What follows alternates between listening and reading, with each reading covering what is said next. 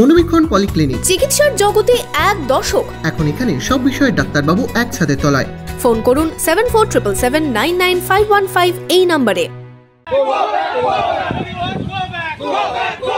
জলঙ্গিতে প্রচারে গিয়ে বিক্ষোভের মুখে মুর্শিদাবাদ লোকসভার বিজেপি প্রার্থী গৌরীশঙ্কর ঘোষ।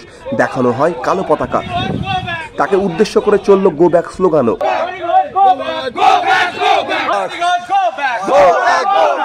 বিজেপি প্রার্থীর অভিযোগ, বিক্ষোভকারীরা তৃণমূল কর্মী সমর্থক। শনিবার সকালে জলঙ্গিতে প্রচারে যান গৌরীশঙ্কর ঘোষ। কালী মন্দির সংলগ্ন এলাকায় প্রচার চলাকালীন তাকে ঘিরে বিক্ষোভ দেখাতে থাকেন বেশ কয়েকজন। কালো পতাকা হাতে চলে গো ব্যাক স্লোগান। তাদের হাতে কোনো দলের পতাকা না থাকলেও বিজেপি প্রার্থীর অভিযোগ, বিক্ষোভকারীরা তৃণমূলের লোকজন। কে কি বললো, কে গো ব্যাক বললো, কে কালো পতাকা দেখালো, তাদের ব্যক্তিগত বিষয়। ওরা তৃণমূলের দুষ্কৃতী, ওদের এটাই লক্ষ্য, এটাই তাদের কাজ। আমরা ওই সব প্ররোচনায় পা না দিয়ে আমরা যেমন ডোর টু ডোর ক্যাম্পেনিং করছিলাম, ক্যাম্পেনিং আমাদের 11টা পর্যন্ত ক্যাম্পেনিং ছিল।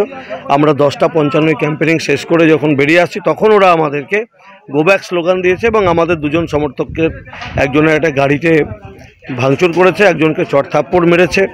এই বিষয়ে আমরা প্রশাসনের কাছে গিয়েছি, প্রশাসনের কাছে আমরা অভিযোগ জানিয়েছি। ভোটের দিন যত এগিয়ে আসছে বাড়ছে রাজনৈতিক চাপান উত্তর। Bureau report, imagine community media.